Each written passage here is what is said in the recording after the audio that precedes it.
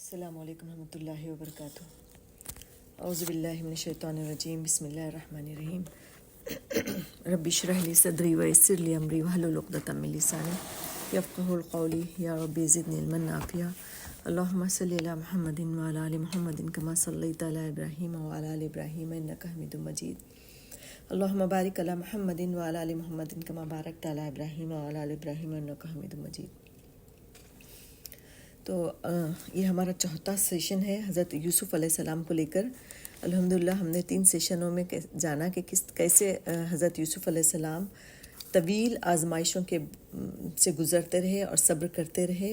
انہوں نے صبر کا دامن نہیں چھوڑا، نہایت اعلیٰ اخلاق و کردار کا نمونہ بھی پیش کرتے رہے، اور ایک طویل آزمائشوں کے بعد حضرت یوسف علیہ السلام جو ہے مصر میں جو ہے ایک بلند مقام ایک حکمران کی حیثیت تک پہنچ جاتے ہیں۔ ہم نے دیکھا کہ کس طرح انہوں نے بادشاہ کا خواب بتایا اور اس کی خواب کی تعبیر بتائی اور اس کی تدبیر بھی بتائی، جس کے نتیجے میں بادشاہ نے ان کے سامنے جو ہے ایک اچھی پوزیشن کا آفر دیا۔ تو انہوں نے خود کہا کہ مجھے خزانوں کا مالک بنا دے تاکہ میں اس کو جو ہے اچھے سے مینٹین کر سکوں، کیونکہ آنے والے سال جو ہیں وہ ملک کے لیے اچھے نہیں ہیں۔ تو لہٰذا ان کو جو ہے خزانوں کا مالک بنا دیا جاتا ہے، جس میں وہ ڈپارٹمنٹ کا وزیر ان کو بنایا جاتا ہے جس میں جو ہے غلہ، راشن اور کھیتی باڑی، یہ جو پیسوں کا حساب کتاب، یہ تمام چیزیں جو ڈپارٹمنٹ دیکھتا ہے اس کا وزیر ان کو بنا دیا جاتا ہے، اس کا امیر گویا کہ بنا دیا جاتا ہے۔ پھر دیکھیے اس کے بعد کیا ہوتا ہے کہ بادشاہ کے خواب کے مطابق حضرت یوسف علیہ السلام کی حکومت کے پہلے 7 سال مصر میں جو ہے انتہائی خوشحالی کے گزرتے ہیں، اور خوب جو ہے بارشیں ہوتی ہیں، زمین خوب زرخیز ہوتی ہے، اور جو ہے اس کا جو ہے انہوں نے آنے والے اور ان 7 سالوں کا فائدہ اٹھا کر حضرت یوسف علیہ السلام گویا کہ اب ان کے پاس پاور بھی جو ہوتا ہے، ان کے پاس حکمرانی ہوتی ہے، اب یہ لیڈر ہوتے ہیں تو جیسے چاہے وہ کر سکتے ہیں۔ تو لہٰذا اپنی بہترین تدابیر کے ذریعے حضرت یوسف علیہ السلام کیا کرتے ہیں، ان خوشحال 7 سالوں کا فائدہ اٹھاتے ہوئے ملک کے مصر کی جو ہے سرزمین کا ایک حصہ، 1 انچ بھی نہ برباد کرتے ہوئے، ہر انچ میں، ہر زمین کے ہر کونے میں، ہر حصے میں جو ہے اناج کا دانہ بوتے ہیں، اور جس میں جو ہے اچھی فصل اگتی ہے بارشوں کی وجہ سے، زرخیزی کی وجہ سے۔ تو جب اچھی فصل آتی ہے تو پھر جو ہے اپنی تدبیر کے ذریعے جب وہ فصل آئی تو اس فصل میں سے صرف اتنا انہوں نے اناج نکلوایا جتنی کی ضرورت تھی، اور باقی انہی بالیوں میں، انہی پیڑوں میں رہنے دیتے ہیں تاکہ جو ہے وہ آگے کے 7 سالوں میں کام آ سکے۔ اس طرح کافی مقدار میں جو ہے مصر کے اندر جو ہے غلہ، اناج وغیرہ جو ہے وہ اسٹور ہو جاتا ہے۔ لیکن دیکھیے کہ پھر جو ہے تو اس زرخیز 7 سالوں کے بعد 8واں سال شروع جب ہوتا ہے تو زمین بنجر ہونا شروع ہو جاتی ہے، بارشیں کم ہو جاتی ہیں، پانی کا قحط ہو جاتا ہے۔ تو اس طرح جو ہے وہ قحط کا دور جو بادشاہ کا خواب تھا اگلے 7 سال، وہ دور بھی شروع ہو جاتا ہے۔ تو جو شروع کے 7 سال تھے اس میں جو ہے کہ چونکہ اس قحط میں جو ہے صرف مصر لپیٹ میں نہیں تھا، بلکہ آس پاس کے علاقے، آس پاس کے ملک بھی جو ہے اس قحط کے لپیٹ میں تھے۔ تو لیکن چونکہ مصر کے بادشاہ نے خواب دیکھا تھا اور یوسف علیہ السلام وہاں پہ موجود تھے، حضرت یوسف علیہ السلام کے ذریعے اللہ تعالیٰ نے خواب کی تعبیر بھی بتا دی اور تدبیر بھی بتا دی۔ تو ان لوگوں نے تدبیر کی ہوئی تھی تو باقی کے تمام ملکوں نے نہیں تدبیر کی ہوئی تھی، اور یہ قحط جو ہے پورے ملکوں میں، آس پاس کے ملکوں میں ہو گیا، جیسے کہ شام ہے، فلسطین ہے، اردن ہے، شمالی عرب ہے، سب جگہ جو ہے خشک سالی کا جو ہے وہ دورہ تھا۔ ان حالات میں حضرت یوسف علیہ السلام کی عقل مندی اور دور اندیشی کا فائدہ اٹھاتے ہوئے وہ جو ہے جو سٹیپس اٹھاتے ہیں جس کی وجہ سے مصر ایک بچ جاتا ہے اس قحط سے۔ باقی تمام لوگ جو ہے ان آگے کے 7 سالوں میں جب ان کے ہاں بھی دیکھیں، وہ جو شروع کے 7 سال تھے وہ نہایت ان کے ہاں بھی خوشگواری کے تھے، لیکن انہوں نے جو ہے اس کا صحیح استعمال نہیں کیا، اتنا ہی بویا جتنا ہر سال بوتے ہیں، اور ساری فصل جو ہے پیڑوں سے کاٹ دی انہوں نے، جس میں جتنا کھانا تھا اتنا نہیں کاٹا، بلکہ سارا سارا ہے نکال دیا پودوں سے، تو جس کی وجہ سے ان کی راشن جو ہے، ان کا اناج جو ہے وہ سڑ گل بھی گیا ہوگا اور ویسٹ بھی بہت زیادہ ہوا ہوگا. لیکن یہاں پہ حضرت یوسف علیہ السلام کی عقل مندی، ان کی دانش مندی سے، ان کی دور اندیشی کی وجہ سے انہوں نے اتنا سٹور کر لیا تھا کہ وہ نہ صرف ان کی کنٹری کے لوگوں کے لیے انف ہو رہا تھا، بلکہ حضرت یوسف علیہ السلام نے ایک اور سٹف عقل مندی کا اٹھایا اپنے ملک کو ترقی دینے کے لیے، اس کی اکانومی کو صحیح کرنے کے لیے. انہوں نے کیا کہ ہمارے پاس اتنا راشن سٹور ہے کہ ہم دوسرے ملکوں کو بھی یہ جو ہے سیل کر اور جو ہے ہماری ملک کے اکانومی کو جو ہے مضبوط بنا سکتے ہیں. تو انہوں نے ایک یہ پلان رکھا لوگوں کے سامنے، بتایا بادشاہ کو کہ ہم جو ہے آس پاس کے ملک کنٹریز کے لوگ جو قحط میں مبتلا ہوئے، 1 سال 2 سال وہ زیادہ سے زیادہ ان کے پاس جو راشن ہے وہ کام آئے گا، لیکن 7 سال ہوں گے نا، آگے کے 5-6 سال وہ کیا کھائیں گے؟ تو وہ آئیں گے ہی. تو ہم اس طرح سے جو ہے اس طرح کا انہوں نے ایک تدبیر ان کے سامنے رکھی کہ ملک کے مالی حالات کو اور بہتر بنانے کے لیے. تو اس طرح جب لوگوں میں بات پھیلی کہ مصر کے پاس جو ہے بہت زیادہ سٹوریج ہے کھانے کا، ان کے پاس بہت کافی راشن ہے، ان کے پاس بھی دولت تھی، پیسہ تھا، سونا چاندی تھا، اور کیا جانور وغیرہ تھے، لیکن کھانے کے لیے تو راشن ہی ہونا چاہیے نا. تو ان کے سٹورز میں، ان کی منڈیوں میں جو ہے راشن ختم ہو چکا تھا. تو لہٰذا لوگوں کو جیسے جیسے پتہ چلتا گیا، لوگ جو ہے مصر کی طرف روانہ ہونا شروع ہوئے کہ وہاں پر جا کر کچھ پیسے دے کر، سونا دے کر، چاندی دے کر، یا کوئی اچھا مال دے کر، جانور دے کر جو ہے اس کے بدلے میں وہ راشن کو خریدیں. تو لہٰذا تو یہ حضرت یوسف علیہ السلام نے یہ بات رکھی اور لوگوں کے لیے دروازے کھولے کہ وہ آ کے خریدیں. ساتھ میں حضرت یوسف علیہ السلام نے اپنی دانش مندی سے کچھ اور رولز بنائے کہ جب باہر کے لوگ آئیں گے، کنٹری کے لوگوں کا الگ ہوگا، مصر کے اندر کے لوگوں کا، لیکن جب باہر کے لوگ آئیں گے تو ان کے لیے ایک ضابطہ حضرت یوسف علیہ السلام نے بنایا کہ جو بھی باہر سے راشن خریدنے کے لیے مصر میں انٹر ہوگا، اس کو حضرت یوسف علیہ السلام سے ڈائریکٹ ڈیل کرنی پڑے گی. جو بھی ہے سامان، پیسہ جو بھی ہے وہ دے گا تو اس کے عوض حضرت یوسف علیہ السلام سے ڈائریکٹ ڈیل کرنی پڑے گی، کسی ملازم سے بات نہیں ہوگی، بلکہ یوسف علیہ السلام خود اس کے جو ہے ڈائریکٹلی ڈیل کریں گے. اور ڈیل میں یہ تھا کہ جو بھی وہ سامان دیں گے اس کے بدلے میں اس کو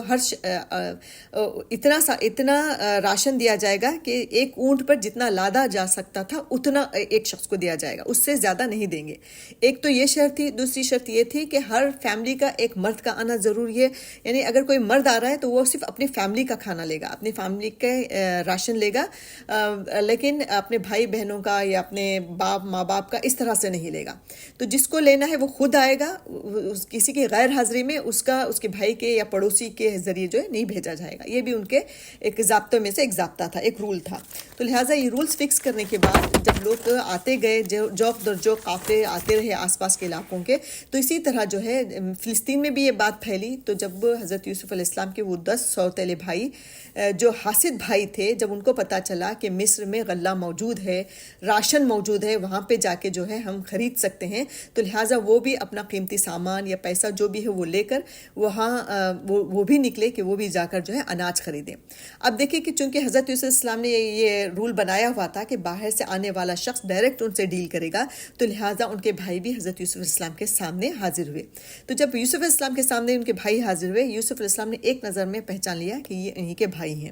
لیکن وہ یوسف علیہ السلام کو نہیں پہچان سکے. تو کیونکہ ظاہر سی بات ہے، ایک تو وہ 16-17 سال کے تھے اور اب 35 یا کچھ 30 کراس کر چکے تھے. ایک تو یہ وجہ تھی. دوسری سب سے بڑی وجہ یہ ہو سکتی ہے کہ ان کے وہم گمان میں بھی نہیں تھا کہ جس بھائی کو انہوں نے حسد کے مارے کنویں میں پھینک آئے تھے وہ آج اتنا بڑے پوسٹ پر کیسے پہنچ سکتا ہے. تو یہ تصور یہ ان کے ذہن میں تھا ہی نہیں، جس کی وجہ سے انہوں نے کبھی سوچا بھی نہیں ہوگا کہ ہمارا بھائی ہے. تو اس طرح وہ اپنے بھائی کو نہیں پہچان سکے، لیکن حضرت یوسف علیہ السلام اپنے بھائی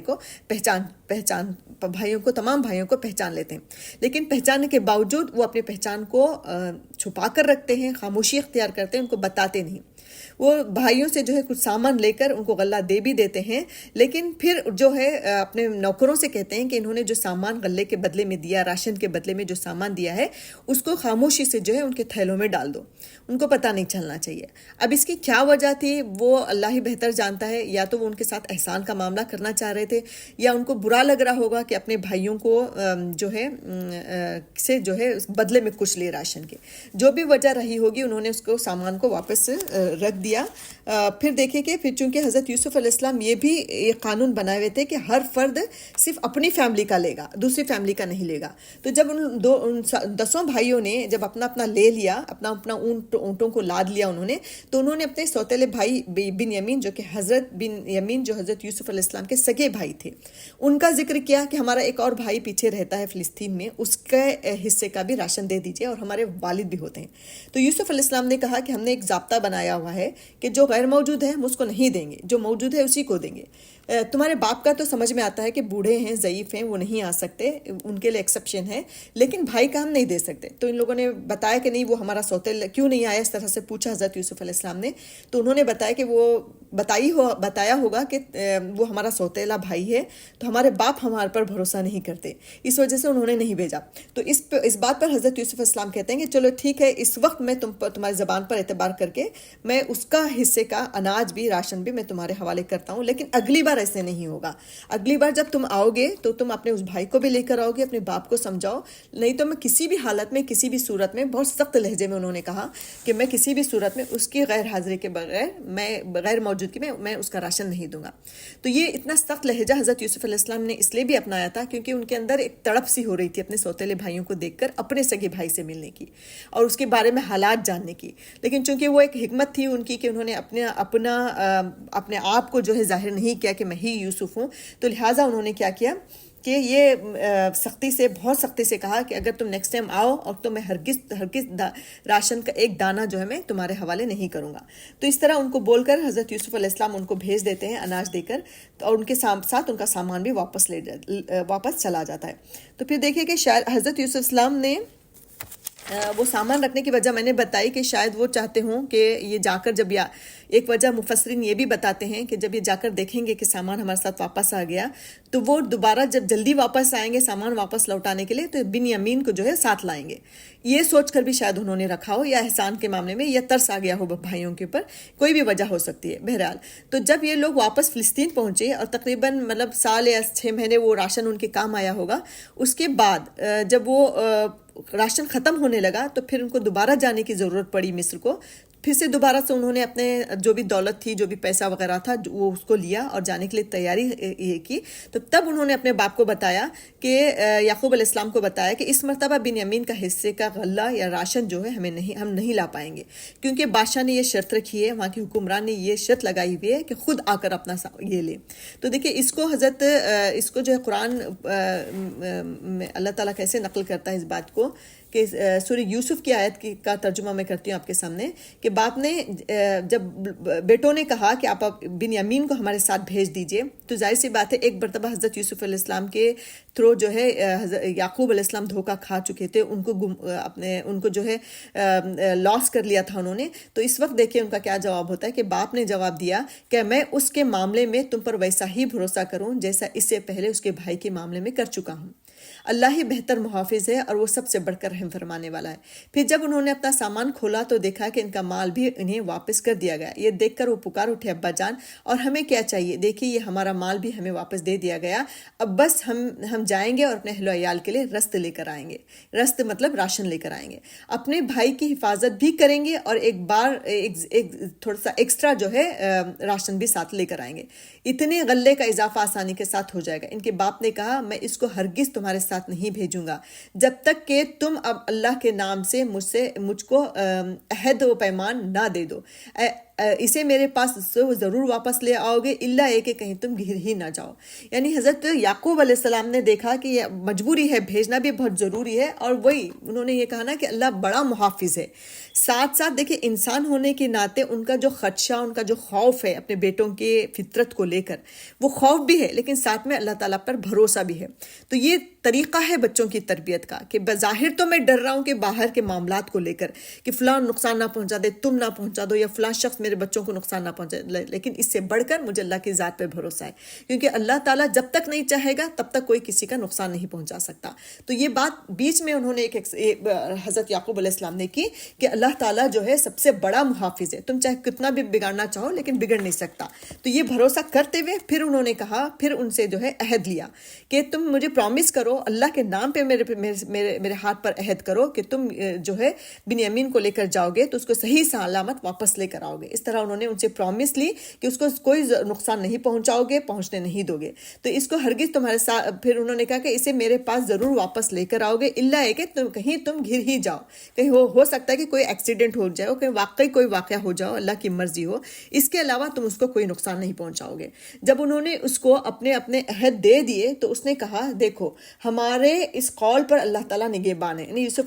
یعقوب علیہ السلام مزید ان کے اوپر پرومس کا مطلب یہ کر رہے ہیں کہ دیکھو اللہ کو حاضر و ناظر جان رہے ہو، اللہ تعالیٰ حاضر ہے. جب تم نے میرے سے عہد لیا کہ اللہ نے ایک خوف ان کے دل میں پیدا کر رہے ہیں اللہ تعالیٰ کا کہ تم نے اب اللہ تعالیٰ کا عہد میرے پر لے لیا، تو اب اس کے بعد جو ہے اللہ تعالیٰ نے دیکھ لیا، اب اس کے بعد تم ان کو کوئی نقصان نہیں پہنچاؤ گے. پھر اس نے کہا میرے بچوں، پھر اس کے بعد ایک مشورہ دیتے ہیں اپنے بچوں کو حضرت یعقوب علیہ السلام کہ مصر کے دارالسلطنت میں ایک دروازے سے داخل مت ہونا. یعنی جب تم مصر میں داخل ہو تو تب ایک ڈور سے مت داخل ہونا. یعنی یہ لوگ پورے 11 بھائی تھے نا، 10 یہ حاسد بھائی اور 11واں ان کے بنیامین تھے،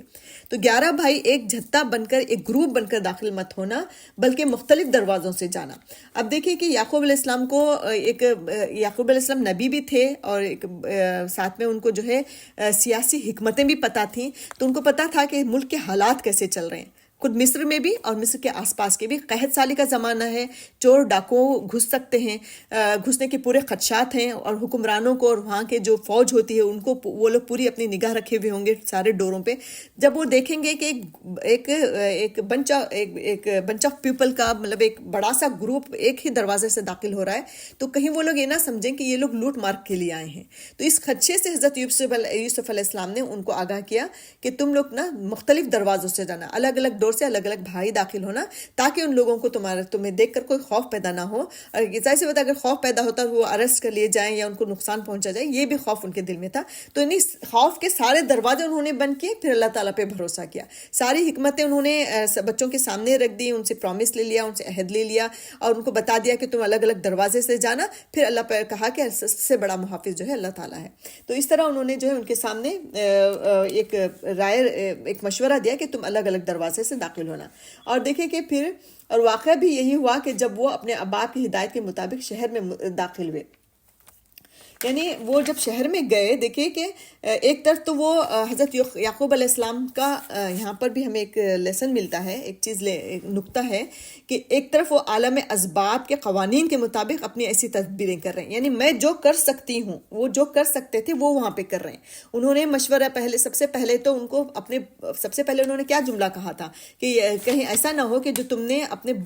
دوسرے بڑے بھائی ایک بھائی کے ساتھ کیا وہی معاملہ نہ کر دو. یعنی ان کو ریمائنڈ کرایا کہ تم نے کیا گناہ، تم اس سے پہلے کیا غلطی کر چکے ہو. ایک تو وہ کرایا، اس کے بعد انہوں نے عہد لیا کہ تم اس کے بعد دوسری غلطی نہیں کرو گے، مطلب اپنے اس بھائی کا نقصان نہیں پہنچاؤ گے. پھر تیسری چیز انہوں نے یہ بتا دی کہ الگ الگ دروازوں سے داخل ہونا. یعنی کہنے کا مطلب یہ ہے کہ ہمیں بھی اگر کوئی چیز کرنی ہے، کسی چیز سے، کسی نقصان سے ہمیں بچنا ہے یا اپنے بچوں کو بچانا ہے، تو ہم صرف یہ نہیں کہہ سکتے کہ جیسے کہ تجوری کھلی رکھ کر ہم کہیں کہ ہمارا بھروسہ جو ہے اللہ تعالیٰ کی ذات پر ہے، تو یہ چوری نہیں ہوگا، یہ اس کو اٹھایا نہیں جائے گا. یا بچوں کو کھلا چھوڑ کر کسی ایسی ڈینجرس جگہوں پہ بچوں کو کھیلنے چھوڑ کر ہم سوچیں کہ اللہ پہ بھروسہ ہے، تو یہ نہیں ہوتا بھروسہ اللہ تعالیٰ کا. حدیث میں آتا ہے کہ اونٹ کو باندھو پھر اللہ تعالیٰ پہ بھروسہ کرو. کیا مطلب ہے اس کا کہ ایک اونٹ ہے، پہلے تو سواریاں اونٹ ہی ہوا کرتی تھی نا، اب آپ گاڑی کو لے لیجئے، کار ہے، کار کے اندر آپ نے بہت قیمتی سامان رکھا ہوا ہے، اپنے عزیز بچوں کو، عزیز جان بچوں کو بھی بٹھایا ہوا ہے، اور آپ نے اس کو لاک نہیں کیا، یا جو ہے لاک کر کے ایسی بند کر دی اور کہہ رہے ہیں کہ ہم اللہ تعالیٰ پہ بھروسہ کرتے ہیں، یا لاک نہیں کیا، قیمتی سامان ہے، چور آیا اور کھول کے لے کے گیا، توڑ کے لے کر گیا، یا قیمتی سامان رکھنا ہی بڑی غلطی ہے اور رکھ کے بول رہے ہیں کہ ہم اللہ پہ بھروسہ کر رہے ہیں. تو یہ مطلب ہے اللہ تعالیٰ کا کہ پہلے اس کو لاک کرو اگر قیمتی سامان ہے، یا بچے ہیں تو ان کو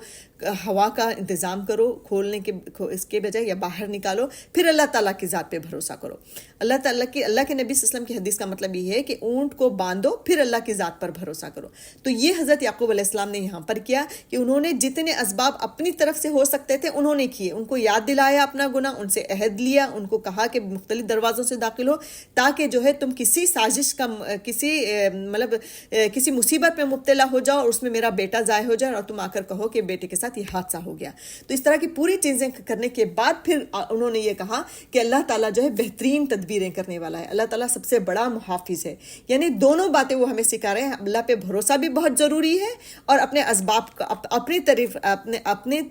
طور پہ جو ہے اسباب کا مہیا کرنا بھی بہت ضروری ہے. اور ساتھ میں یہ بھی بتا دیا کہ دیکھیے کہ اللہ اپنے مگر دوسری چیز یہ ہے کہ جب انسان اپنی تدبیر کر لیتا ہے تو اس پہ بھی ہمیں گھمنڈ اور تکبر نہیں کرنا چاہیے کہ میں نے کر لیا, میری تدبیر ہے, میری پلاننگ بہت اچھی ہے. نہیں, آپ کی کتنی بھی اچھی پلاننگ ہو لیکن وہی ہوگا جو اللہ تعالیٰ چاہے گا. اسباب, انسان کے اسباب جو ہوتے ہیں نا وہ آپ کو مصیبت سے نہیں بچا سکتے. بس ہمیں تعلیم دی گئی,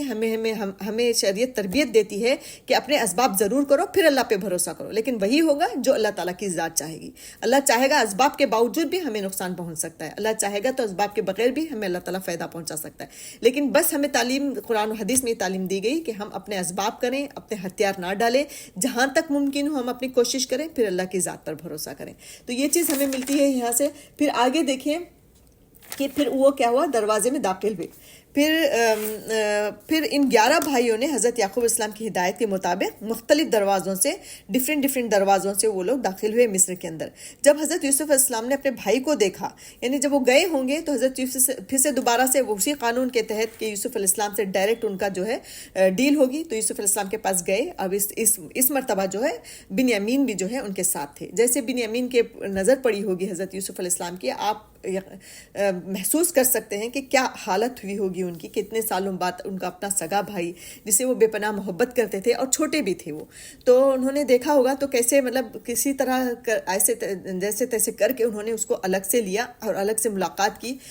اور الگ لے جا کر انہوں نے ان کو بتایا, اپنے سگے بھائی کو بتایا کہ میں تمہارا بھائی وہی بھائی ہوں جو کھو گیا تھا,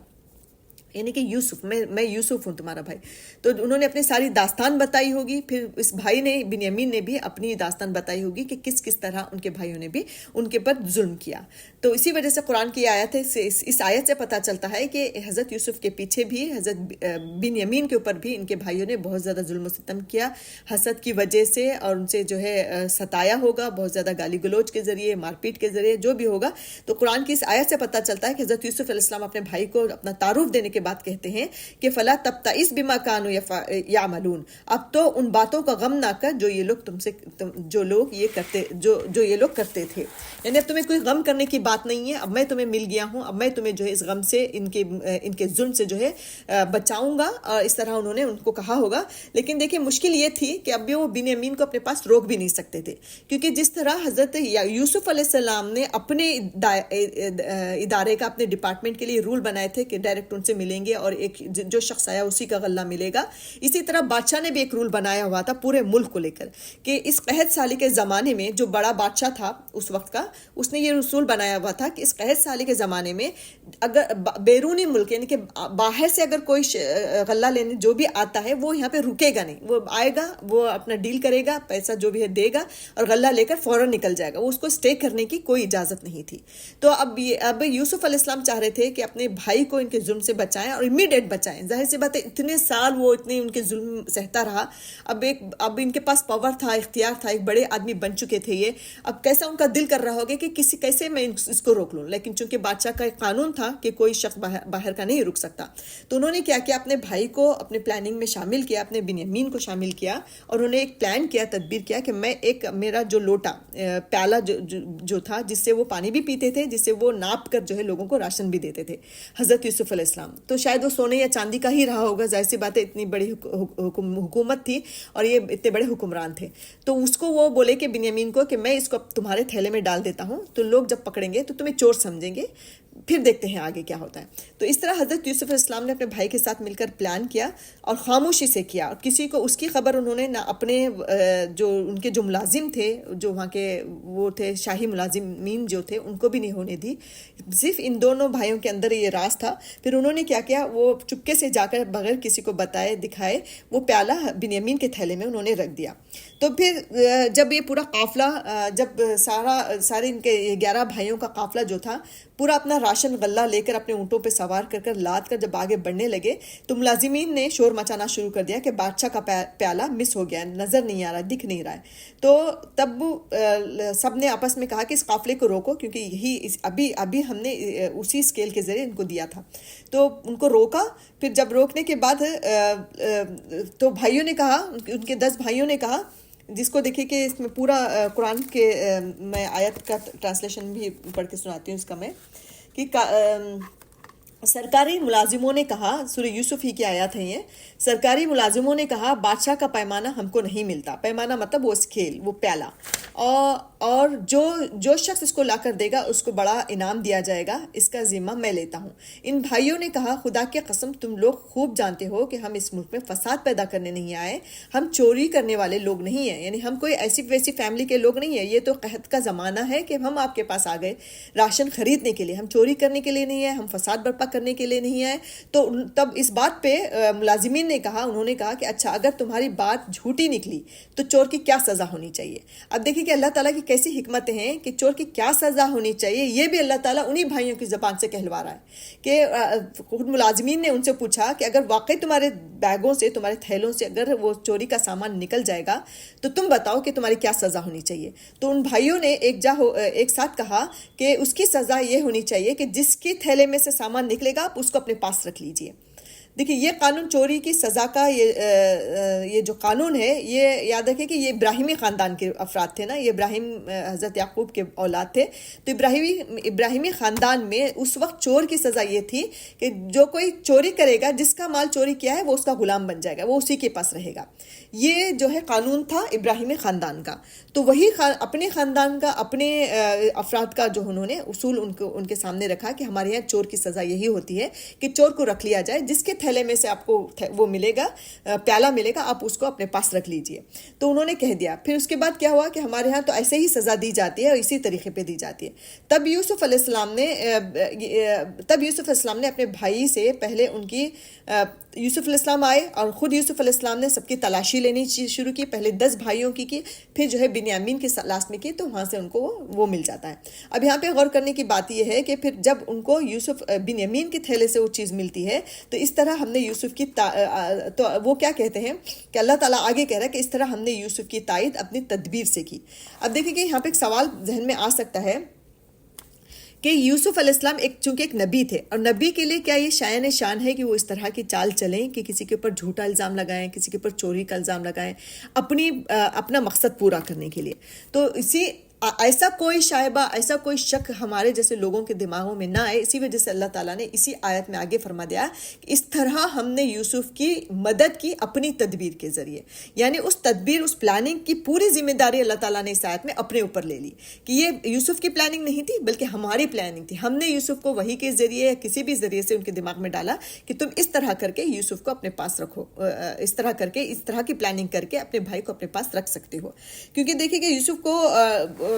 وہ جیسے کہ بادشاہ کے مطابق وہ وہاں پہ رک نہیں سکتے تھے. اسی وجہ سے حضرت اللہ تعالیٰ نے ان کو یہ چیز سکھائی کہ یہاں دیکھیں کہ تو اس طرح جو یوسف علیہ السلام کی پلاننگ نہیں تھی بلکہ اللہ رب العزت کی پلاننگ تھی. پھر آگے دیکھیں کہ اس کا یہ کام نہ تھا کہ بادشاہ کے دین یعنی کہ مصر کے شاہی قانون میں اپنے بھائی کو پکڑتا،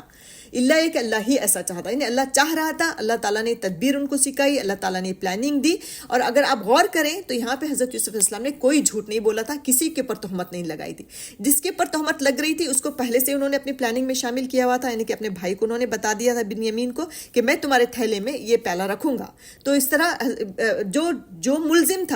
ٹھہرایا جا رہا تھا اس کو پہلے سے پتا تھا کہ میں ملزم ٹھہرانے والا ہوں اور اس کے پیچھے کیا مقصد ہے. دوسری بات دیکھیں کہ انہوں نے یہاں پہ کہا پھر دیکھیں کہ آگے یہ ہے کہ حضرت یوسف علیہ السلام نے کیا کہا کہ انہوں نے کہا کہ اے سردار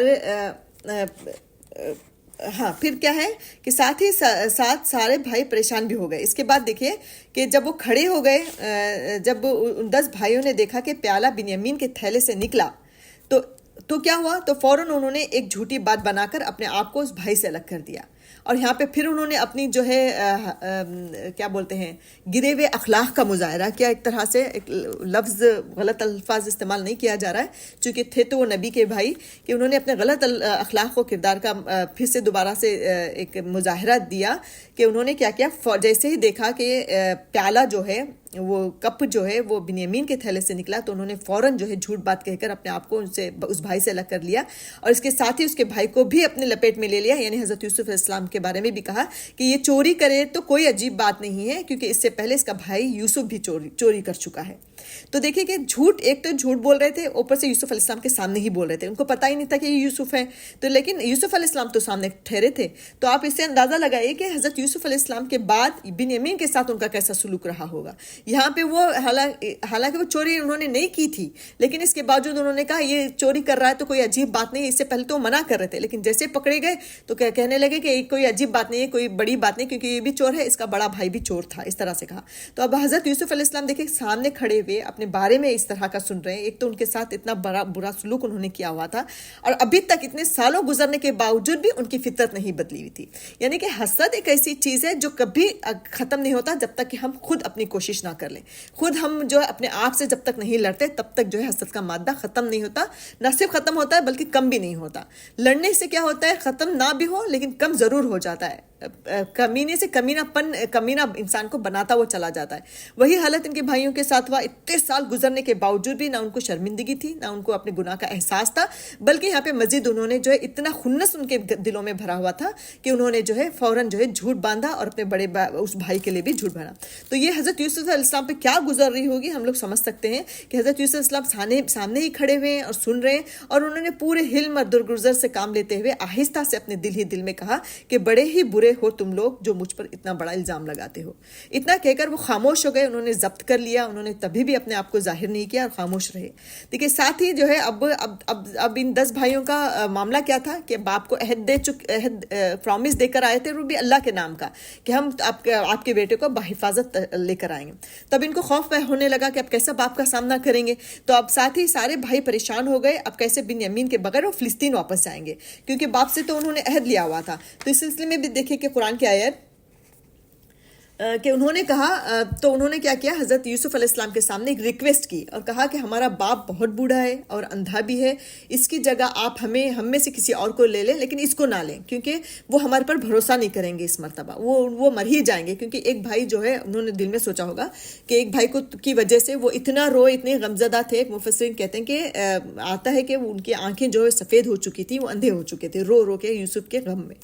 تو اب بنیامین کا سنیں گے تو وہ زندہ ہی نہیں رہیں گے. تو اس ڈر سے وہ بادشاہ کے سامنے, یوسف علیہ السلام کے سامنے جو ہے وہ ریکویسٹ کرنے لگے کہ بنیامین کے بجائے ہم میں سے کسی ایک کو رکھ لیجئے,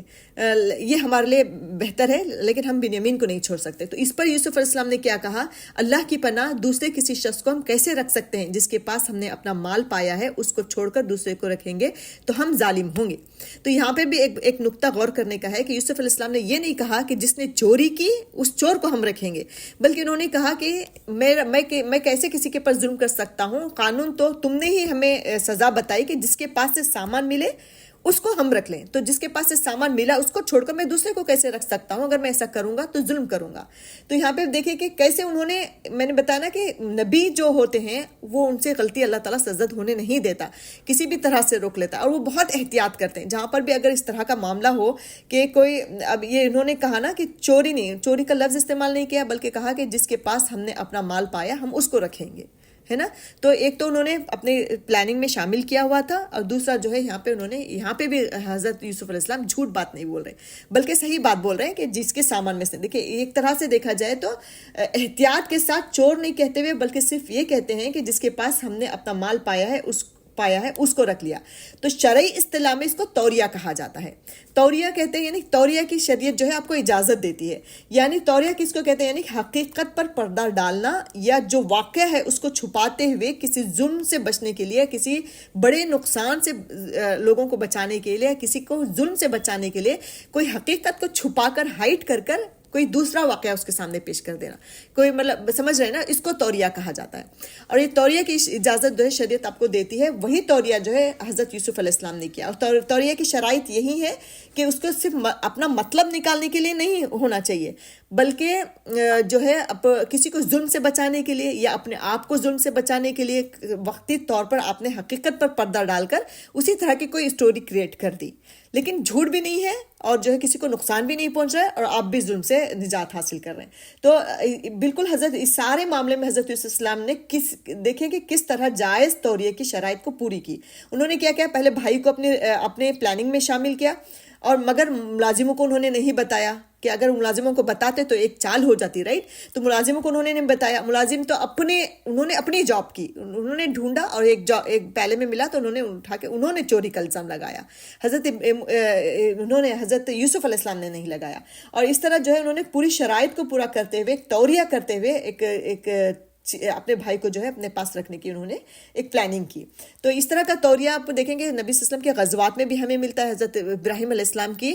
زندگی میں بھی ایک دو واقعات ایسے ہیں کہ جہاں پہ انہوں نے جھوٹ نہیں بولا تھا بلکہ توریہ کیا تھا۔ تو اس طرح یہ جو ہے اس کی اجازت جو ہے ہمیں شریعت دیتی ہے۔ پھر آگے دیکھیں کہ پھر جب وہ یوسف سے مایوس ہو گئے، یعنی یوسف علیہ السلام کے سامنے جب انہوں نے ریکویسٹ رکھی کہ ہم میں سے کسی کو رکھ لیں لیکن جو ہے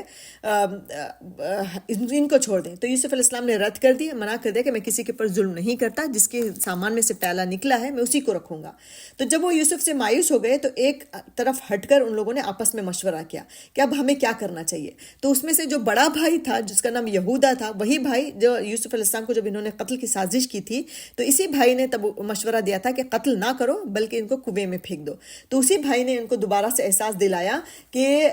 دیکھیں اس کا ترجمہ کیا ہے کہ تم جانتے نہیں ہو کہ تمہارے والد تم سے خدا کے نام پر عہد لے چکے ہیں، اور اس سے پہلے یوسف کے معاملے میں جو زیادتی تم کر چکے ہو وہ بھی تم کو معلوم ہے۔ اب یعنی کہ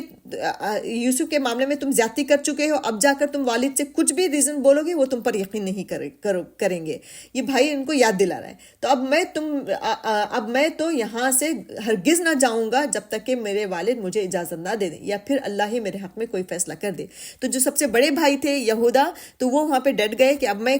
کس صورت سے کیا شکل لے کر میں اپنے باپ کے سامنے جاؤں گا اپنے بھائی بنیامین کو چھوڑ کر، اس لیے جب تک بنیامین کی آزادی نہیں ہوگی تب تک میں یہاں سے نہیں جاؤں گا، یا باپ پوری سٹوری سن کر وہی مجھے بلوا بھیجے یا اللہ تعالیٰ کوئی فیصلہ کرے تب تک میں جو ہے مصر سے نہیں جاؤں گا۔ وہ بھی وہاں پہ ڈٹ گئے کہ میں یہیں پہ رہوں گا۔ پھر انہوں نے دیکھیں پھر آگے اللہ تعالیٰ کہتا ہے کہ یا پھر اللہ تعالیٰ ہی میرے حق میں کوئی فیصلہ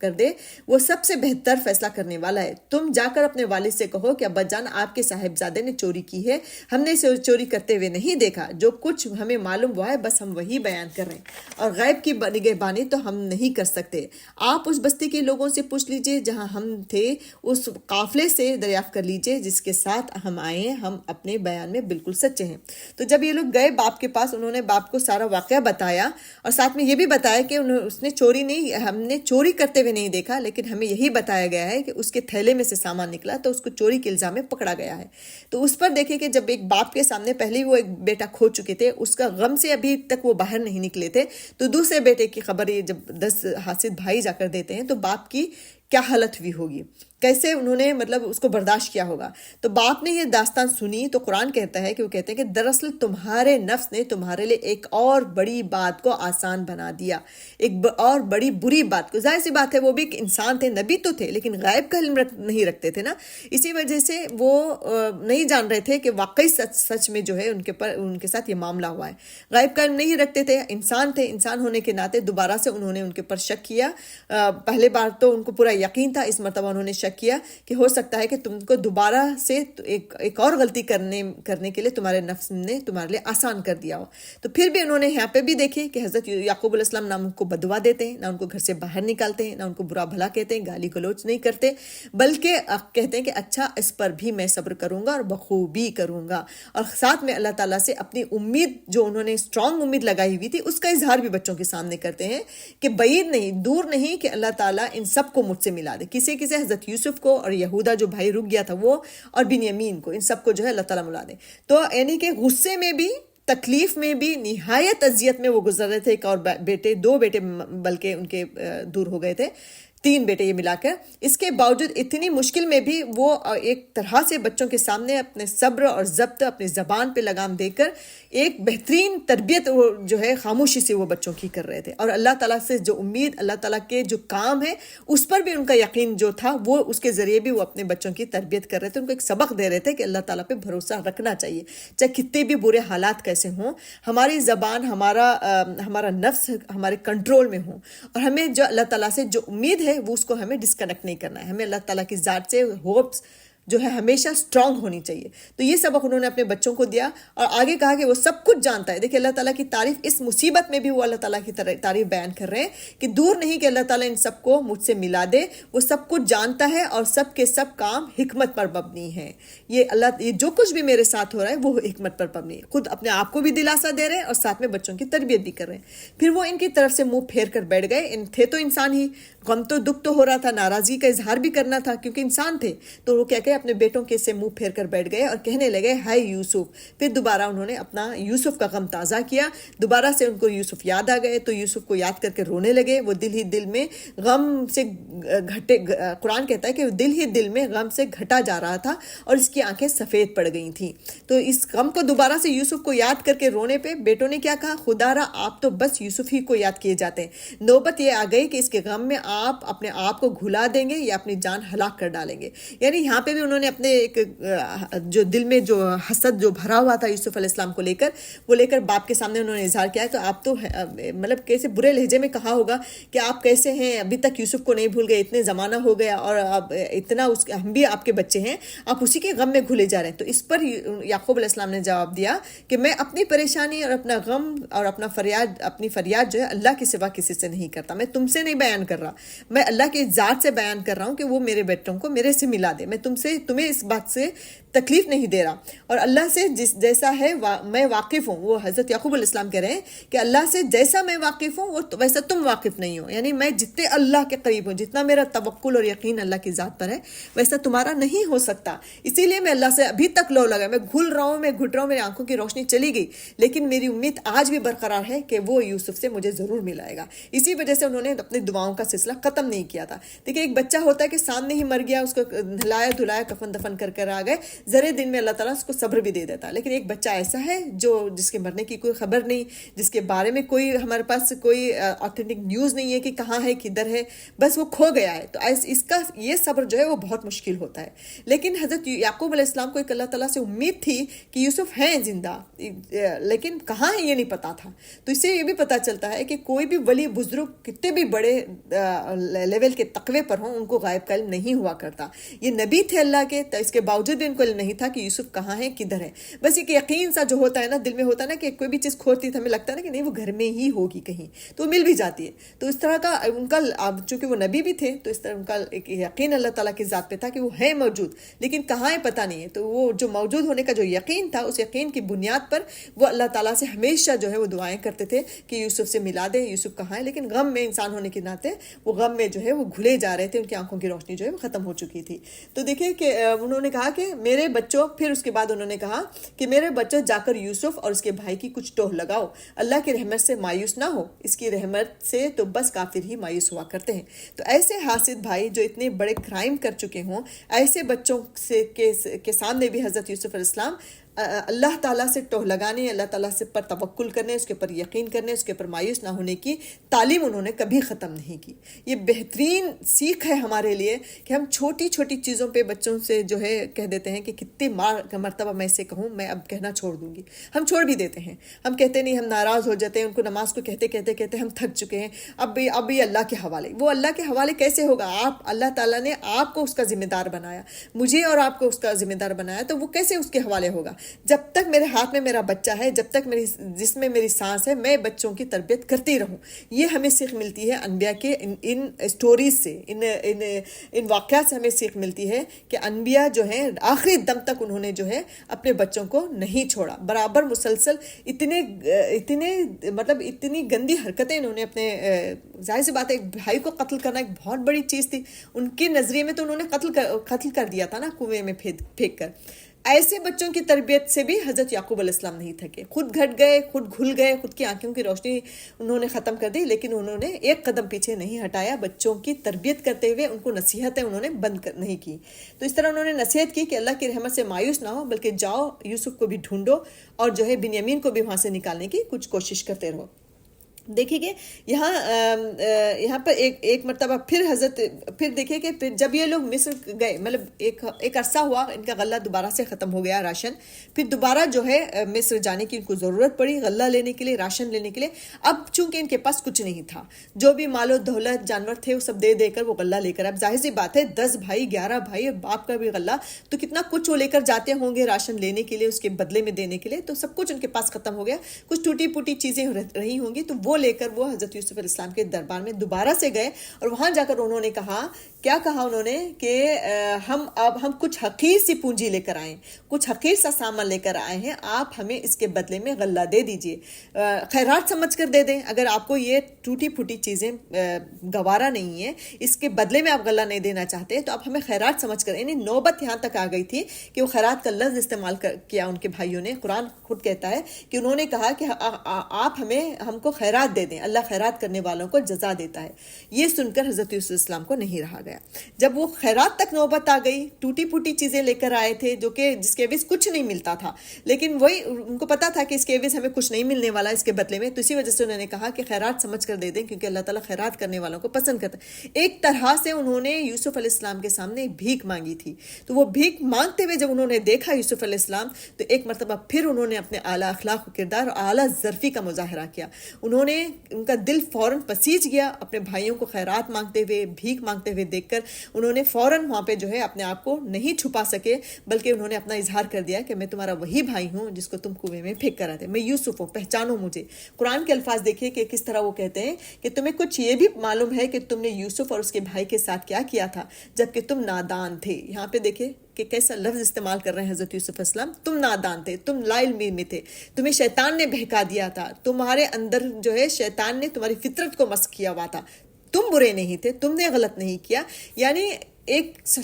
اتنا بڑا جرم ان کے ساتھ کیا، ان کی کتنے سالوں کی زندگی انہوں نے برباد کر دی، بہت سالوں 30-35 کے بعد جا کر ان کو یہ حکمرانی ملی تھی، اس سے پہلے جیل کا زمانہ، غلامی کا زمانہ، بازار کا زمانہ، کنویں کا زمانہ کیسا کٹھن گزرا ہوگا، لیکن اس کے باوجود جب وہ بھائی ملتے ہیں، ان کو تعارف کرانے کا جب موقع ملتا ہے کہ ان سے حساب کتاب لیا جائے، حساب چکتا کیا جائے، اس وقت یوسف علیہ السلام دیکھیں کتنا اعلیٰ ظرفی کا مظاہرہ کرتے ہیں، ان کو احساس تک نہیں لینے دیتا ہے کہ ہم نے جو غلط کیا، بلکہ ان کو احساس دلاتا ہے کہ تم نے نہیں کیا بلکہ شیطان نے کیا، تم نادان تھے اس وجہ سے تم نے کیا، یہ لفظ استعمال کرتے ہیں، اور بولتے ہیں کہ وہ چونک کر بولے، اس کے اوپر بھائی لوگوں نے چونکا اور چونک کر بولے کہ ہے کیا تم یوسف ہو، تم یوسف ہو؟ اس نے کہا کہ ہاں میں یوسف ہوں اور یہ میرا بھائی بنیامین ہے۔ تو اللہ پھر یوسف علیہ السلام نے فوراً وہاں پہ اپنا جو ہے ڈنگا نہیں بجایا کہ میں اپنی چالاکی سے، میں اپنی جو ہے اخلاق کے کردار کے ذریعے میں آگے بڑھا، میں نے جو ہے تدبیر بتائی، تعبیر بتائی، اس وجہ سے میں بادشاہ نے مجھے اتنا بڑا یہ دیا، مطلب اپنی ڈینگیں نہیں ماری، بلکہ ان کا نیکسٹ جملہ کیا تھا، نیکسٹ ان کی صفت دیکھیے ان کے اخلاق کردار کی، انہوں نے کیا کہ اللہ نے ہم پر احسان فرمایا۔ حقیقت یہ ہے کہ اگر کوئی تقوی اور صبر سے کام لے تو اللہ کے ہاں ایسے نیک لوگوں کا اجر نہیں مارا جاتا۔ تو یہاں پر انہوں نے فوراً پورا کنیکٹ جو ہے اللہ تعالیٰ کی ذات سے کیا کنیکشن، کہ کیسے اللہ تعالیٰ نے، اگر اللہ تعالیٰ کا مہربان نہیں ہوتا، اللہ تعالیٰ مجھ پر رحم نہیں کھاتا تو میں کنویں میں ہی سڑ گڑ کر کب کی مر جاتا، لیکن اللہ تعالیٰ کا کرم ہی تھا، اللہ تعالیٰ کا فضل ہی تھا کہ اس نے مجھے وہاں سے نکال کر اتنے بڑے مقام تک پہنچایا، اور ساتھ میں بتا دیا اپنی تعریف نہ کرتے ہوئے اللہ تعالیٰ کے اوپر ڈال کر بتایا کہ اللہ تعالیٰ تقوی کرنے والوں کو، پرہیزگار لوگوں کو، صبر کرنے والوں کا اجر جو ہے وہ ضائع نہیں کرتا۔ دیکھیں یہاں پہ یہ نہیں کہہ رہے کہ میں نے صبر کیا، میں نے یہ کیا، میں نے وہ کیا، میں نے فلاں کیا، میں نے کیا، اسی وجہ سے اللہ تعالیٰ نے مجھے یہ نہیں دیا، بلکہ ڈائریکٹ وہ اللہ تعالیٰ کی ذات کو کے بارے میں بتا رہے ہیں کہ اللہ تعالیٰ صبر کرنے والوں کو اللہ تعالیٰ کبھی جو ہے ضائع نہیں کرتا ہے نا۔ پھر دیکھیں کہ انہوں نے کہا بخدا تم کو اللہ نے ہم پر فضیلت بخشی اور واقعی ہم خطا کار ہیں۔ یہ یہاں پہ یہ دیکھیں پوائنٹ نقطہ کرنے کا کہ جو یعقوب علیہ السلام نے اتنے سال ان کی تربیت کی، ان کو گھر سے نہیں نکالا، ان کو بدوا نہیں دی، جس کا نتیجہ آج اس جملے پہ سمجھ میں آ رہا ہے کہ جب انہیں حضرت یوسف علیہ السلام نے اپنا پردہ ہٹایا، بتایا کہ میں یوسف ہوں، تب انہیں جو ہے فوراً وہاں پہ شرمندگی ہوتی ہے، احساس ہوتا ہے، اپنی غلطی کا احساس ہوتا ہے، اور وہاں پہ یہاں پر آ کر وہ یہ بات بھی مان لیتے ہیں کہ ساری تقسیم اللہ تعالیٰ کی ذات ہے۔ اگر کسی کو حسن مل رہا ہے، اگر کسی کو کوئی نعمت مل رہی ہے، کسی کو خوشحالی مل رہی ہے، کسی کو دولت، کسی کو اولاد، کسی کو کسی کی محبت مل رہی ہے، تو یہ سب اللہ تعالیٰ کی تقسیم ہے، اس میں میرا یا آپ کا کوئی رول نہیں ہے۔ دیکھیں ان کے جملے کیا انہوں نے کہا، جیسے وہ جان گئے کہ یہ یوسف ہے تو انہوں نے کیا کہا، خدا بخدا کہ تم کو اللہ نے ہم پر فضیلت بخشی، یعنی ہم پر تمہیں کوئی فضیلت مل رہی ہے تو وہ اللہ کا کام ہے، تمہارا نہیں کام ہے، یعنی ہمارا حسد کرنا بے معنی ہے، ہمارا تمہارے سے جلن کرنا، کڑھن رکھنا دل میں، یہ سب بے مقصد ہے، بے بنیاد ہے۔ تو وہ ساتھ میں انہوں نے اپنا اعتراف بھی کیا کہ یہ اللہ تعالیٰ نے، یہ اللہ تعالیٰ کی فضیلت ہے کہ وہ تمہیں دیا، اور واقع ہے کہ ہم خطا کار ہیں، ہم گنہگار ہیں۔ تو یہ اتنے سال کی جو تربیت حضرت یعقوب علیہ السلام کی تھی وہ آج رنگ لائی، تو انہوں نے فوراً ان کو اعتراف کیا، اپنے گناہوں کا اعتراف کیا، معافی مانگا، اور مانے اس بات کو، انہوں نے مانا کہ جو بھی تقسیم ہے وہ اللہ کی ذات ہے، وہ ہماری نہیں، اس پہ ہمیں حسد نہیں کرنا چاہیے، اس پہ ہمیں کڑھن نہیں محسوس کرنا چاہیے، ہے نا۔ تو دیکھیں اسے اگر امیجن کیجئے، اس بجائے اس کے حضرت یعقوب علیہ السلام جب یہ یوسف کو کنویں میں ڈال کر آئے، حالانکہ یعقوب علیہ السلام کو پورا یقین تھا، ان کی فطرتوں کو وہ اچھے سے جانتے تھے، ان کا حسد کا معاملہ وہ جانتے تھے، ان کو پورا یقین تھا کہ انہوں نے ہی اس کو نقصان پہنچایا، بجائے اس کے کہ وہ ان کو گھر میں رکھنے کے بجائے، معاف کرنے کے بجائے، اگر وہ ان کو گھر سے نکال دیتے یا بدوا دے دیتے یا برے الفاظ استعمال کر لیتے تو کیا ہوتا؟ تو اللہ تعالیٰ کی یہ 10 مخلوق جو تھی، یہ 10 بھائی کی جو مخلوق تھی، وہ جہنم کی ایندھن بن جاتی، رائٹ؟ تو ایک باپ کی تربیت نے ان کو جہنم کا ایندھن بننے سے بچا لیا، شیطان کو کامیاب ہونے سے بچا لیا۔ شیطان بھی وہاں پہ لگا ہوا تھا، ادھر باپ تربیت میں لگا ہوا تھا، تو کس کی جیت ہوئی آج؟ باپ کی جیت ہوئی نا، باپ کی تربیت کی جیت ہوئی۔ تو لہٰذا یہ پوائنٹ ہمیں ذہن میں رکھنا ہے، کسی بھی صورت میں کتنا بھی بچہ بگڑا ہوا ہو، ہمیں ہمت نہیں ہارنا چاہیے، ہمیں اس کے لیے برے الفاظ نہیں نکالنا چاہیے، اسے ہمیں مایوس نہیں ہونا چاہیے اللہ تعالیٰ کی ذات سے، ہمیں مسلسل دعا بھی کرتے رہنا ہے، ہمیں مسلسل کوشش بھی کرتے رہنا ہے، ہمیں مسلسل نصیحتیں بھی کرنا ہے، نصیحتوں کے دروازے تو کبھی نہیں بند کرنا چاہیے، بس یہ ہے کہ حکمت سے نصیحتیں کریں، ایسا نہیں کہ اٹھے بیٹھے 4 لوگوں کے سامنے، اس کے دوستوں کے سامنے، رشتہ داروں کے سامنے اس کو برا بھلا کہہ رہے ہیں، اس کو نصیحتوں کی ٹوکری آپ نے کھول کے بیٹھی، یہ جو ہے اس کو ایگو پہ لے کر آ جاتا ہے۔ نصیحتیں کرنے کا بھی طور طریقہ ہوتا ہے، اس کے بھی اصول ہیں، آپ دیکھیں اس کے بارے میں پڑھیں کہ کیسے نصیحتیں کرنا چاہیے۔ تو ان اصولوں کے تحت حکمت کے ساتھ جب ہم اولاد کی نصیحت کریں گے تو ایک نہ ایک وقت ضرور آئے گا کہ وہ جو ہے ہدایت پر آئیں گے، صحیح راستے پر آئیں گے۔ اس طرح ہم جو ہے شیطان کو ہمیں جیتنے نہیں دینا چاہیے۔ تو یہاں پر جو ہے حضرت یعقوب علیہ السلام کی جیت ہوئی اور شیطان کی ہار ہوئی کہ یہ 10 بندے، یہ 10 اللہ تعالیٰ کے بندے جو ہے جہنم کے بجائے جو ہے انہوں نے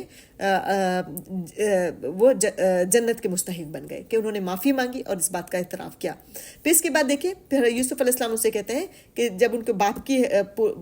بیٹھتے ہوں گے، بات کرتے ہوں گے، یقیناً وہ سب چیزیں کٹ کر کے قرآن بیان کرتا ہے کہ پھر یوسف علیہ السلام نے کہا کہ میرا یہ قمیض لے جاؤ اور میرے والد کے منہ پر ڈالو، ان کی بینائی جو ہے وہ لوٹ آئے گی، یعنی کہ ان کی آنکھوں کی روشنی وہ لوٹ آئے گی، اور اپنے سب اہل و عیال کو میرے پاس واپس لے کر آؤ۔ یہ ہدایت دے کر حضرت یوسف علیہ السلام ان کو دوبارہ سے روانہ کر دیتے ہیں، یعنی ان کو بھائیوں سے بات کی ہوگی، پھر گلے ملے ہوں گے، روئے دھوئے ہوں گے، معافی مانگی ہوگی، یوسف علیہ السلام نے تو پہلے ہی معاف کر دیا ان کو، ساری چیزیں، اتنا بڑا جگر کا کام حضرت یوسف علیہ السلام نے کیا کہ انہوں نے ان کو معاف کر دیا۔ اب دیکھیں کہ یوسف علیہ السلام کے اعلیٰ اخلاق و کردار سے ہمیں بہت ساری چیزیں ملتی ہیں، تو اس میں ایک چیز یہ ملتی ہے کہ لوگوں کو معاف کرنا، جب ان کے سامنے سے کوئی کتنی بھی بڑی غلطی، اتنا بڑا گناہ شاید ہی ہمارے ساتھ کسی نے کیا ہو کہ ہمیں کنویں میں لے جا کر پھینک دیا، اس ٹائپ کی کوئی چھوٹی موٹی چیزیں ضرور لوگ کرتے ہیں، رشتہ دار بھی کرتے ہیں، دوست احباب بھی کرتے ہیں، سب کرتے ہیں، بچے بھی کبھی کر دیتے ہیں جو نافرمان بہت زیادہ اولاد ہوتی ہے، یا ماں باپ بھی بچوں کے ساتھ کبھی کر دیتے ہیں، لیکن یہ ہے کہ جب ان کو اس بات کا اعتراف ہو کہ ہم غلطی پر ہیں، انہوں نے اعتراف کر لیا کہ ہم نے غلطی کی تمہارے ساتھ، تو ہمیں ان کو معاف کر دینا چاہیے۔ یہاں یوسف علیہ السلام کے اس چیز سے جو ہے ہمیں یہی چیز ملتی ہے کہ معاف کرنا جو ہے وہ بہت بڑی صفت ہے، معاف کرنا جو ہے وہ اللہ تعالیٰ کی صفت ہے، معاف کرنا جو ہے وہ انبیاء کی صفت ہے۔ ایک اعلیٰ نمونہ انہوں نے پیش کر دیا کہ دیکھیں کہ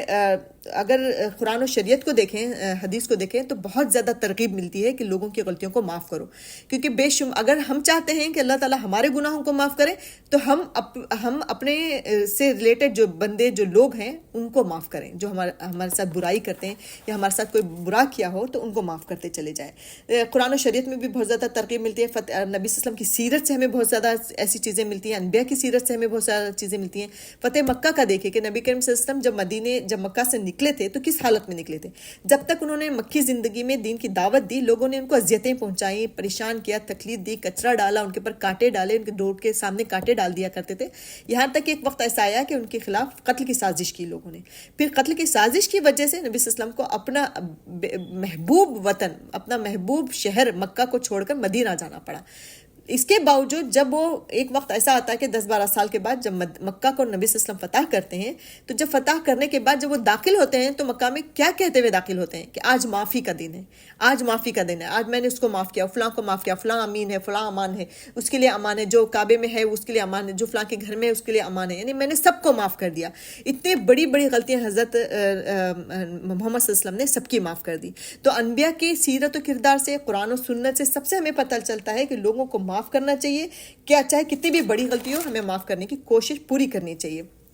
لیکن دیکھیے، اور ساتھ میں ایک حدیث اس کے لیے میں کوٹ کروں گی کہ ایک مرتبہ ایک شخص نبی وسلم کے پاس آیا اور اس نے کہا کہ اللہ کے رسول، ایک شخص ہے جو میری بہت انسلٹ کرتا ہے. تو نبی وسلم نے فرمایا کہ معاف کر دو. پھر کچھ دنوں کے بعد دوبارہ وہ شخص آیا، اس نے کہا کہ اس نے دوبارہ میری انسلٹ کی. تو نبی وسلم نے کہا کہ پھر سے معاف کر دو. پھر تیسری مرتبہ آیا، اس نے کہا کہ اس بار تو اس نے حد کر دی کہ اس نے مجھے لوگوں کے سامنے، یعنی بھری محفل میں اس نے لوگوں کے سامنے مجھے ذلیل کیا. تو اس پر بھی اللہ کے نبی وسلم فرماتے ہیں کہ معاف کر دو. اگر معافی مانگنے سے تمہیں محسوس ہو رہا ہے کہ تمہاری عزت میں کمی ہو رہی ہے تو میں گواہی دیتا ہوں کہ قیامت والے دن میں تمہیں وہ عزت لوٹاؤں گا. یعنی معاف کرنے والے کا درجہ اتنا بڑا ہے کہ اگر آپ میں فیل ہو رہا ہے کہ میرے معاف کرنے کی وجہ سے میری عزت ختم ہو رہی ہے، تو نبی صلی اللہ علیہ وسلم نے گارنٹی دی ہے کہ اس کی عزت قیامت کے دن حضور صلی اللہ علیہ وسلم اس کو واپس دیں گے. تو اتنا بڑا جو ہے ریوارڈ ہے معاف کرنے کا، جو ثواب ہے لیکن دیکھیے کہ معافی کے بہت زیادہ فضیلتیں ہیں، معافی کے بہت زیادہ ریوارڈ ہیں. لیکن ہمیں سمجھنا چاہیے کہ معافی کا مطلب کیا ہے، معاف کرنے کا مطلب کیا ہے. کہ یہ کہ آپ اس کو بار بار موقع دیں. ایک ہے کہ آپ کو وہ تکلیف پہنچا رہا ہے، آپ کے کوئی عزت نفس کو ٹھیس پہنچا رہا ہے، آپ کے ساتھ آپ کے گھر والوں کو بھی انوالو کر رہا ہے، آپ کو بچوں کو بدنام کر رہا ہے، آپ کا نام خراب کر رہا ہے. ایک مرتبہ، 2 مرتبہ، 3 مرتبہ آپ نے معاف کر دیا اور بار بار آپ اس کو موقع دے رہے ہیں یہ سوچ کر کہ مجھے بہت ریوارڈ ملے گا، مجھے بہت اجر ملے گا، نبی صلی اللہ علیہ وسلم کی ضمانت ہے کہ وہ مجھے عزت واپس لوٹائیں گے، یہ سوچ کر اس طرح نہیں، ایسا نہیں ہے. بلکہ دیکھیں کہ حدیث ہے کہ ایک مومن جو ہے وہ ایک سوراخ سے بار بار ڈسا نہیں جاتا. جہاں پر معافی کی اللہ اور اللہ کے نبی نے فضیلتیں بیان کی، وہیں پر یہ بھی کہہ دیا اللہ کے نبی صلی اللہ علیہ وسلم نے کہ مومن جو ہے ایک سوراخ سے بار بار ڈسا نہیں جاتا. معافی کا مطلب کیا ہے کہ معافی کا مطلب یہ نہیں ہے کہ اس کے ساتھ جیسا آپ پہلے سے تھے ویسے ہی رہیں، اپنے راز شیئر کر رہے ہیں، اپنے جو ہے ارادے بیان کر رہے ہیں، اپنی خوشیاں اس کے سامنے ظاہر کر رہی ہیں، جا کے وہ دوسروں کے سامنے جو ہے آپ کے راز کو فاش کر چکا ہے. لیکن اس کے باوجود آپ نے سوچا کہ نہیں، میں نے اس نے آ کے معافی مانگی اور آپ نے معاف کر دیا، پھر سے اگین آپ جو ہے اس کو اپنے راز بتانا شروع کر رہے ہیں، اپنا دکھ درد شیئر کر رہی ہیں، لیکن وہ جا کے پیچھے دوبارہ سے وہ کر رہا ہے. تو اس کو معافی نہیں کہتے. معافی کا مطلب یہ ہے کہ قیامت کے دن آپ اس کا دامن نہیں پکڑیں گی، ہے نا. قیامت یا اس کے لیے آپ اپنے دل میں کوئی پلاننگ نہیں کر رہے ہو کہ اس نے مجھے نقصان پہنچایا، میں اس کو نقصان پہنچاؤں. معافی تو مانگ لی، لیکن میں اس کو معاف نہیں کروں گی کیونکہ میں اس کو نقصان پہنچاؤں گی. جس طرح اس نے مجھے نقصان پہنچایا ویسے ہی میں اس کا بھی نقصان کروں گی. یہ نہیں کرنا ہے معافی کا مطلب. معافی کا مطلب یہ ہے کہ آپ اس کا بدلہ نہیں لیں گی، اس کو بددعا نہیں دیں گی، آخرت میں اس سے پوچھ گچھ نہیں ہوگی، آپ اس کا دامن نہیں پکڑیں گی. معافی کا مطلب یہ ہے. اور ہم نے اس کا دوسرا مطلب نکال لیا. دیکھیں، معاف تو ہم نے کر دیا لیکن اس کے بعد ہمیں احتیاط برتنا ہے. مومن ایک سوراخ سے 2 بار ڈسا نہیں جاتا کا مطلب یہ ہے کہ ہم اس کو دوبارہ چانس نہیں دیں گے کہ وہ ہمارے معاملات میں انٹرفیئر ہو. ہم اس کو اپنے راز شیئر کر رہے ہیں، ہم اس سے جو اپنے دکھ درد شیئر کر رہے ہیں کہ لوگوں کو جا کے دوبارہ سے بیان کرے. اس کا مطلب یہ نہیں ہے. دیکھیں، معاف کر دیا، اس کو آخرت میں نہیں پکڑیں گے. اب یہاں سے ہم نے دیکھ لیا کہ اس کا مزاج ایسا ہے کہ میں جب اس کے سامنے اپنا دکھ بیان کرتی ہوں تو وہ لوگوں میں جا کر بتاتا ہے، وہ جا کر ہمیں دوسرے وے سے لوگوں کے سامنے ہماری تصویر پیش کرتا ہے. تو جیسے ہمیں پتہ چل گیا تو اب ہم نے اس کو معاف تو کر دیا لیکن ہم اس سے ڈسٹینس بنائیں گے. اتنا ڈسٹینس کہ صرف سلام و دعا کی حد تک رکھیں گے. دعوتوں میں کبھی بلا لیا، پارٹی میں چلے گئے، اس کی دعوت قبول کر لی، لیکن زیادہ اتنی دوستی نہیں جیسے پہلے سے تھی. جیسے کہ ہم راز بیان کر رہے تھے، اس خوشی میں شریک کر رہے تھے، ہم اپنے جو ہے دکھ سکھ اس کو بیان کر رہے تھے. یہ تمام چیزیں بند کر دینا. یہ مومن کی یہ مطلب ہے کہ ایک مومن جو ہے وہ ایک سوراخ سے 2 بار ڈسا نہیں جاتا. نبی صلی اللہ علیہ وسلم کا مطلب یہ ہے. تو یہی ہے کہ معافی ہمیں بیلنس رکھنا چاہیے اس چیز میں کہ معاف بھی کرنا ہے، بدلہ بھی نہیں لینا ہے، بددعا بھی نہیں دینا ہے، آخرت کے لیے اٹھا کے بھی نہیں رکھنا ہے، لیکن اس کے بعد ہمیں اویئر ہو جانا چاہیے، ہمیں بہت اسٹرانگلی جو ہے اس سے اتنا ڈسٹینس بنانا ہے کہ اپنے راز نہیں یہ کریں. کیونکہ ہوتا ہے بہت سارا سوسائٹی میں ہوتا ہے کہ ایسے بار بار لوگ جو ہیں دھوکہ دیتے ہیں، بار بار ہماری گھر کی باتیں ہم سمجھتے ہیں، دوست سمجھ کر ہم اس کو شیئر کرتے ہیں، لیکن وہ لے جا کر کچھ اور کرتا ہے. وہ بات یہاں تک پہنچ جاتی ہے کہ بچے انوالو ہوتے ہیں، شوہر انوالو ہو جاتے ہیں، انزائٹی کا شکار ہو جاتے ہیں، پھر فتنے کا شکار ہو جاتے ہیں. فتنے سے بڑی چیز دیکھے کہ کوئی بھی چیز نہیں، اس فتنے سے بہتر ہے کہ آپ ہمیں جو ہے اس سے ڈسٹینس بنا لیں. تعلق ختم کرنے کی بات میں نہیں کر رہی بالکل. سلام دعا کہا گیا 3 دن سے زیادہ کسی سے قطع